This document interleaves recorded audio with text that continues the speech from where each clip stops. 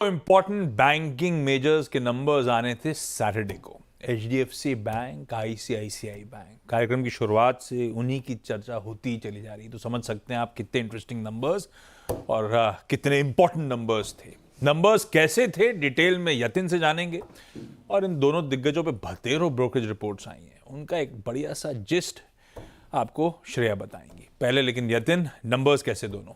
तो बहुत ही शानदार नंबर्स हैं आईसीआईसीआई बैंक के और एचडीएफसी बैंक के। अगर हम बात करें सबसे पहले एचडीएफसी बैंक की, तो चौथे क्वार्टर का प्रॉफिट लगभग 17,620 करोड़ रुपए के आसपास रहा है।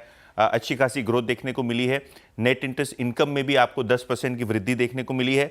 सबसे अहम बात है एसेट क्वालिटी, जहां काफ़ी स्थिरता देखने को मिली है। ग्रॉस एनपीए 1.33% है, जो पिछले क्वार्टर 1.42% थे, तो यहां सुधार देखने को मिला है। और उसी तर्ज पे नेट एनपीए में भी लगभग 0.3% का आपको सुधार होता हुआ नजर पड़ रहा है। प्रोविजंस काफ़ी स्टेबल रहे हैं।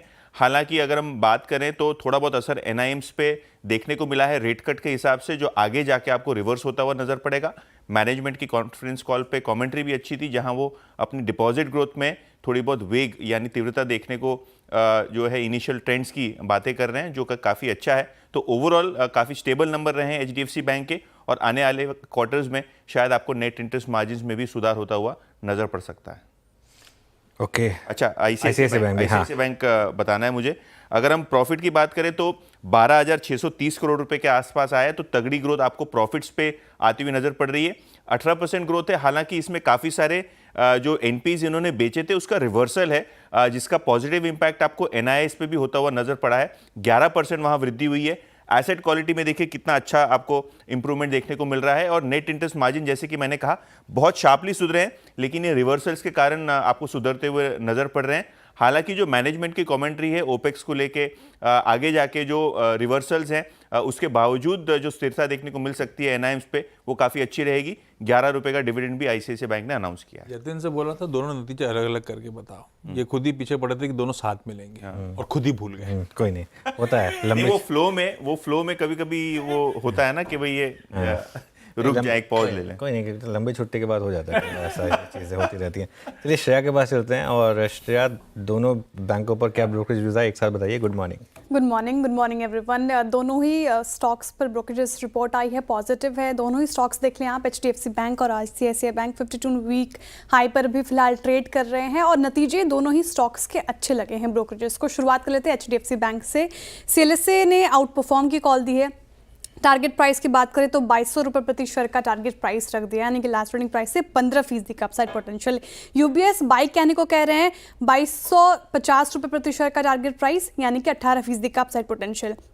जेफरीज ने सबसे ज्यादा टारगेट प्राइस इनका रखा है, 2340 रुपये प्रति शेयर का टारगेट प्राइस रख दिया, यानी कि लास्ट ट्रेडिंग प्राइस से करीब 22% का अपसाइड पोटेंशियल जेफरीज को नजर आ रहा है एचडीएफसी बैंक में।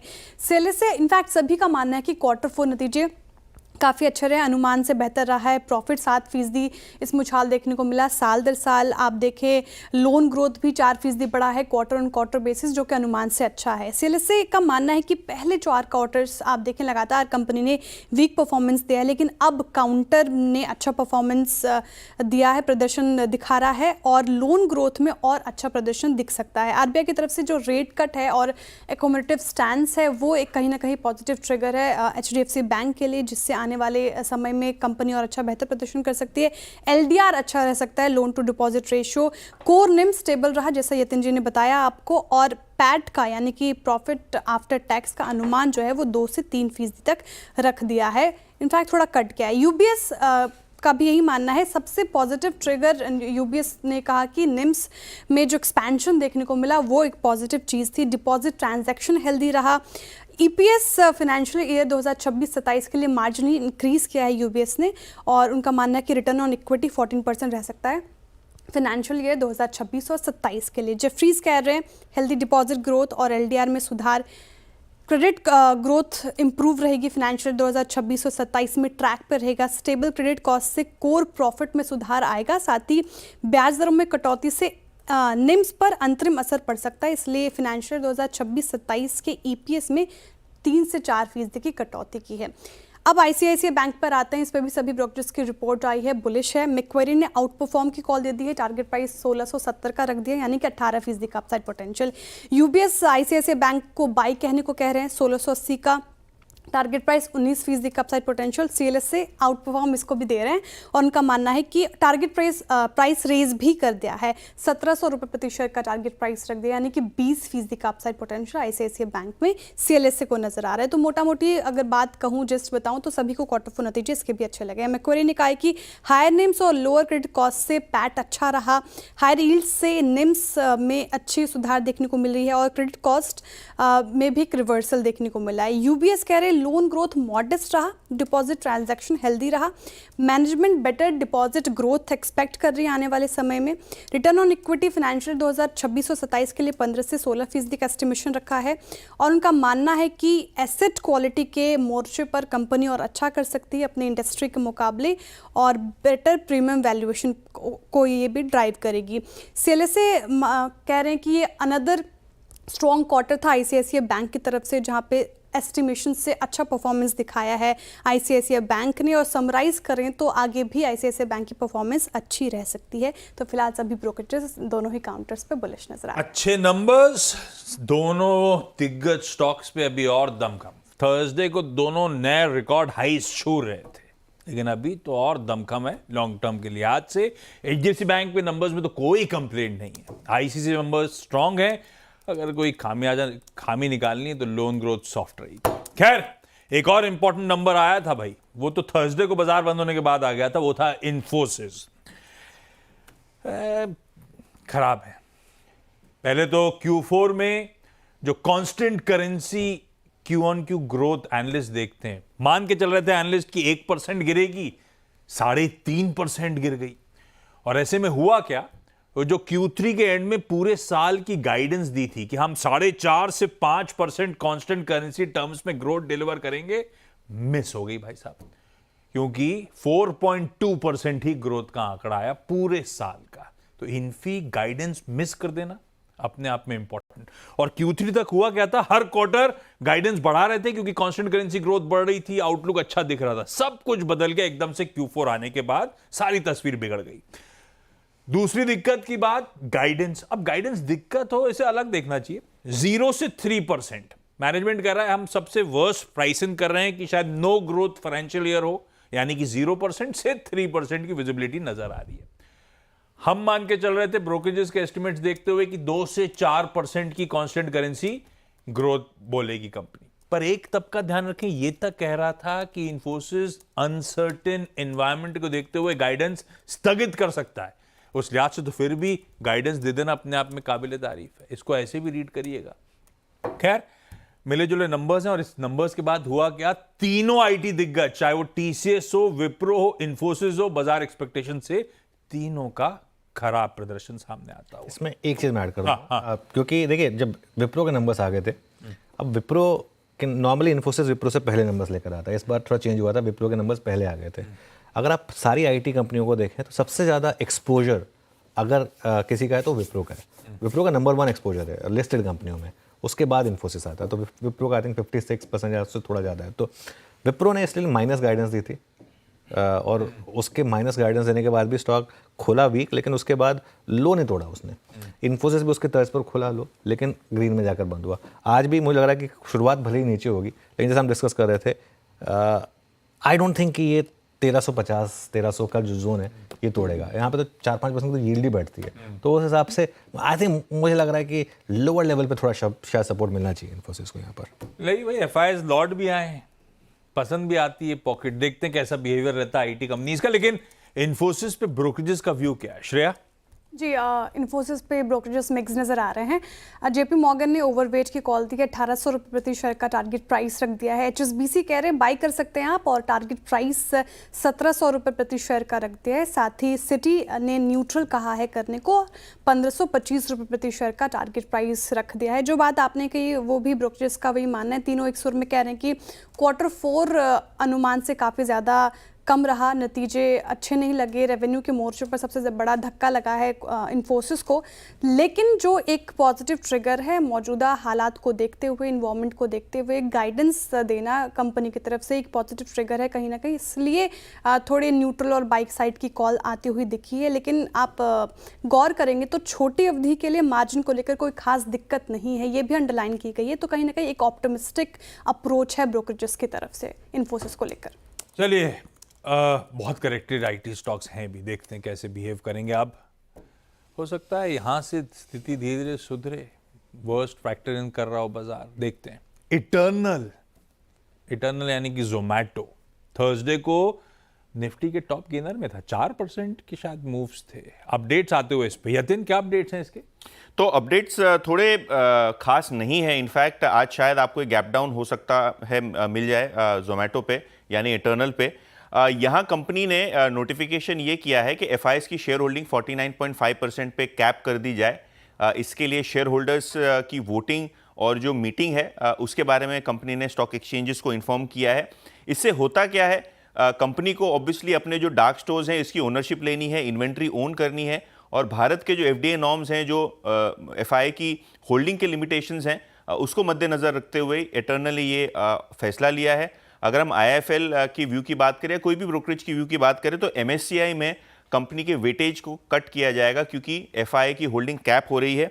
अगर हम बात करें एमएससीआई की, तो अगस्त 25 का जो रिव्यू है, यहां आपको लगभग $620 मिलियन के आसपास के आउटफ्लो होते हुए नजर पड़ेंगे इनिशियल टेक के हिसाब से। और अगर हम बात करें एफटीएससी की भी, तो यहां भी $600 मिलियन के आउटफ्लो की बातें वो कर रहे हैं। तो कुल मिला के अगर हम $1.25 बिलियन की बात करें, यानी 10-12 हज़ार करोड़ रुपए की आसपास की सेलिंग इटर्नल में मुमकिन है। फेजेस में होती है, कैसे होती है, कितना वेट कटता है, ऑब्वियसली ये इंडस्ट्रीज वाले जो टीम है वो तय करेंगे। लेकिन ब्रॉडली ये मान के चलिए 1.25 बिलियन के आसपास की सेलिंग आपको जोमैटो में आएगी, क्योंकि ये एफआई होल्डिंग अपनी कैप करने जा रहे हैं। ओके, रखिए इटर्नल जोमैटो को अपने रडार पे। अच्छा, अपन ने HDFC bank, ICICI bank, Infosys discuss कर लिया, लेकिन और भी निफ्टी के नंबर जिन पर रिएक्ट करना है। एचडीएफसी लाइफ आया था और जियो फाइनेंशियल्स आए थे बाजार बंद होने के बाद थर्सडे को, पर उतना इक्वली इंपॉर्टेंट यस बैंक भी है। रिटेल को तो खास रुझान रहता है। ये नंबर्स कैसे रहे इन सारे? हाँ, तो देखिए, अगर हम नंबर्स की बात करें तो क्लियरली यहाँ जो अच्छे नंबर्स आए हैं उनमें जियो फाइनेंशियल्स की सबसे पहले बात कर लेते हैं। जियो फाइनेंशियल्स की नेट प्रॉफिट लगभग 316 करोड़ रुपए आई है, जो पिछले क्वार्टर लगभग 300 करोड़ के अंदर था।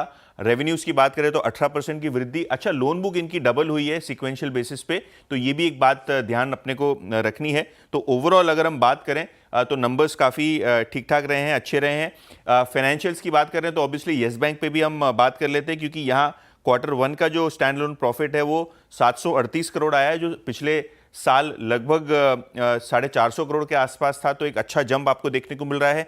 एनआई की ग्रोथ लगभग 6% देखने को मिल रही है। एसेट क्वालिटी काफ़ी स्टेबल रही है। इनफैक्ट नेट एनपीए सुधर के आए हैं, आधे % से 0.3% गिरते हुए नजर पड़े हैं। और एनआईएम्स जो हैं यहाँ भी 10 बेसिस पॉइंट्स के आसपास का सुधार देखने को मिला है।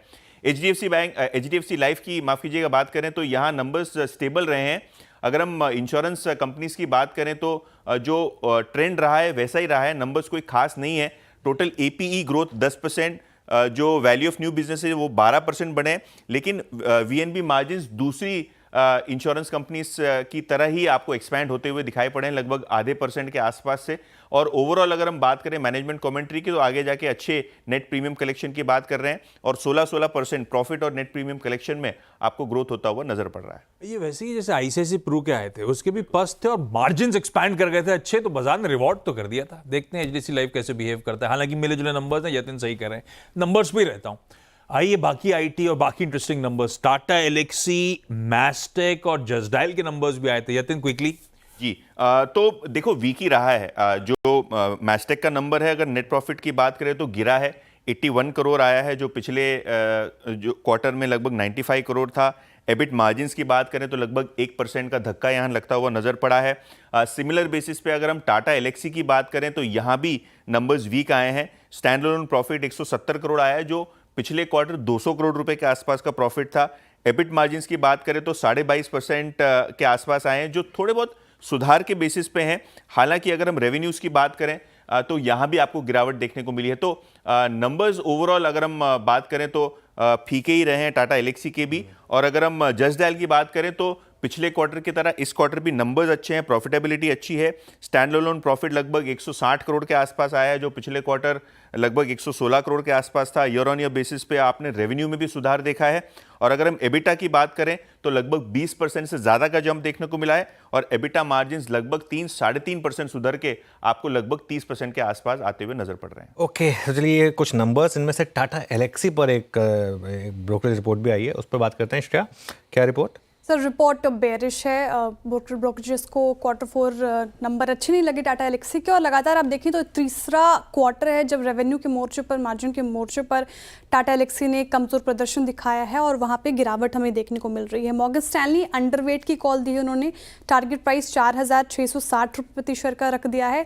JP मॉर्गन भी अंडरवेट है, 4,400 रुपये प्रति शेयर का टारगेट प्राइस रख दिया है। मॉर्गन स्टैनली का मानना है कि ऑटोज़ में देखें थोड़ा डील रैंप अप देखने को मिला है, लेकिन मैक्रो सपोर्टिव नहीं है, वहाँ पे अनिश्चितता है। Q4 में काफ़ी ज़्यादा धक्का लगा है, एक्सपेक्टेशन से काफ़ी ज़्यादा वीक नंबर्स देखने को मिल रहे हैं। स्टॉक महंगा है और आगे चल के भी ये अंडर परफॉर्म कर सकता है। वहीं JP मॉर्गन का मानना है कि रेवेन्यू के मोर्चे पर अगर आप देखें तो ऑटो में डिक्लाइन देखने को मिल रहा है, मीडिया एंड टेलीकॉम सेक्टर में भी लगभग 6.30% का डिक्लाइन देखने को मिल रहा है। लेकिन हेल्थ केयर एक ऐसा सेक्टर है जहाँ पे जो कि ब्राइट स्पॉट में है, जहाँ पे बढ़ोतरी देखने को मिल रही है 3.5% के करीब। सिल्वर लाइनिंग इस कंपनी में एक है जो 2 डील्स की हैं कंपनी ने, ऑटो OEM के साथ और मीडिया टेलीकॉम के साथ, जो कि रैंप अप हो जाएगा फिनेंशियल 2026 के Q1 तक। तो इनफैक्ट ये एक सिल्वर लाइनिंग है, लेकिन डिमांड अनसर्टेनिटी के कारण अर्निंग्स कट की गई है 1 से 2% फिनेंशियल 2026-27 के लिए। सिर्फ हेल्थ केयर ने अच्छा करा, लेकिन हेल्थ केयर सबसे छोटा वर्टिकल है इनका ऑटो और मीडिया बहुत बड़े वर्टिकल्स हैं, वो दोनों दिक्कत में हैं। खैर, कुछ और इंपॉर्टेंट अपडेट्स हैं, खबरें हैं, जैसे कि IndusInd bank, Divi's laboratories, Oberoi realty का पूरा फाइनेंशियल ईयर का अपडेट आता हुआ। यतिन, सारी खबरें क्या हैं? तो इंडसइंड बैंक, जैसे कि एक CNBC TV18 की रिपोर्ट थी, काफ़ी सारे यहाँ मैनेजमेंट चेंजेस होने वाले हैं। तो एक चेंज ऑलरेडी अनाउंस हो चुका है, संतोष कुमार को डेप्यूटी CFO के पदभार पे अपॉइंट किया गया है और इफेक्टिव अपॉइंटमेंट डेट 18 अप्रैल जो है एक्सचेंजेस को इंडसइंड बैंक ने बताई है। तो ये स्टॉक ऑब्वियसली फोकस में है, बहुत सारे यहाँ मैनेजमेंट चेंजेस भी एक्सपेक्टेड हैं। दिवीज लैब, खबर अच्छी है क्योंकि इनको एक इंटरनेशनल फार्मा कंपनी के पास से एक बड़ा ऑर्डर मिला है, जिसके कारण इनको एक बड़ा केपेक्स करने की अपॉर्चुनिटी दिखाई पड़ रही है। इनफैक्ट कंपनी ने ये कहा है कि ग्लोबल फार्मा कंपनी ने उनको एक API का ऑर्डर दिया है, जिसके कारण इनको एक एक्सपेंशन करना पड़ेगा 650 से 700 करोड़ रुपए का। ऑब्वियसली इंटरनल अक्रूवल से ही आपको केपेक्स होता हुआ नजर पड़ सकता है, तो कहीं ना कहीं ये चीज़ जो है स्ट्रीट पॉजिटिवली ले सकती है। ओबरॉय रियल्टी जो आखिर वाला स्टॉक है, इस पे भी अपडेट ठीक ठाक है। 705 यूनिट्स की बुकिंग इनको मिली है FY25 में, और कारपेट एरिया जो कुल मिला के इन्होंने बेचा है वो लगभग 25% ज़्यादा पिछले साल के मुकाबले जो है बिकता हुआ नजर पड़ रहा है। और बुकिंग वैल्यू भी आपको 4,000 करोड़ से बढ़ के लगभग 5250 करोड़ रुपए के आसपास आती हुई नजर पड़ रही है। तो यहाँ भी आपको एक अच्छा खासा जंप 30% का देखने को मिल रहा है।